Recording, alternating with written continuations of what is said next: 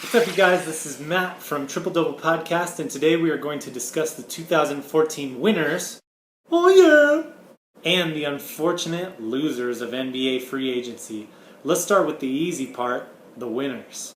Nobody ever wants to talk about the San Antonio Spurs, but they belong here at our number 3 spot. Yes, it's true they did not get Pau Gasol, but they managed to keep a championship roster together, and they will be contenders again next year in the West.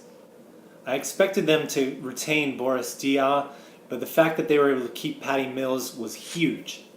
At number 2, the New York Knicks. Yes, it is true they are going to be terrible next year, but keeping Carmelo Anthony, the second best available free agent, makes this team continue to be interesting, and that is a victory enough for second place. The number 1 winner of NBA free agency is obvious. Ladies and gentlemen, the Cleveland Cavaliers. They got LeBron James. Enough said. Alright, enough positivity. Now it's time for the fun part of the NBA free agency, because this is the part we might actually disagree on. The losers. Starting with number 3. No way. Well, sorry Thunder fans, yes way. You are number 3 on my list of losers in NBA free agency. You guys are absolutely contenders in the West, but unfortunately you didn't get Pau Gasol, though you were very close to your credit. You're still contenders in the West, like I said, but you're basically now counting on Father Time to help you catch up with the San Antonio Spurs. It may happen, or Kawhi Leonard might get better, and Kevin Durant might start getting fed up. Alright, let's move on to number 2 on our list. The Houston Rockets. Well, Houston, we may have a problem. It was a rough bout of free agency. Carmelo Anthony perhaps used you guys for leverage in order to get a max contract from New York.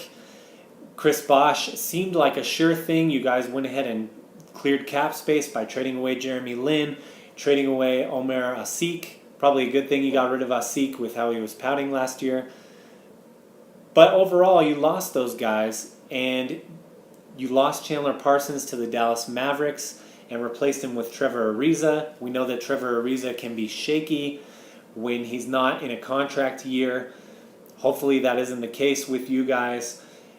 But the big issue with losing Chandler Parsons is that he was instrumental in bringing Dwight Howard to the Rockets.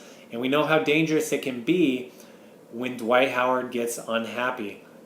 Hence, number 2 on our list of losers. Number 1, the biggest loser of NBA free agency. I'm sorry to say it. It's a team that you have all heard of. It's a team that has a very large fan base. It is how the mighty have fallen. The Lakers are number 1 losers of NBA free agency. Unfortunately, they lost Pau Gasol. They were unable to bring in Carmelo Anthony. He had many ties to LA. There was potentially a good shot of him coming there, but they just weren't able to lure him in. They now have Kobe Bryant. They re-signed Nick Young. They signed Jordan Hill 2 years, $9 million a year. Yep, it's looking pretty bleak in LA. But the good news, Lakers fans, is that if any franchise can bounce back quickly, it's the Lakers. Oh, and y'all did get Jeremy Lin, so Linsanity Part 2? So there it is, for better or for worse, our 2014 NBA free agency period winners and losers. Let us know if you agree, if you disagree.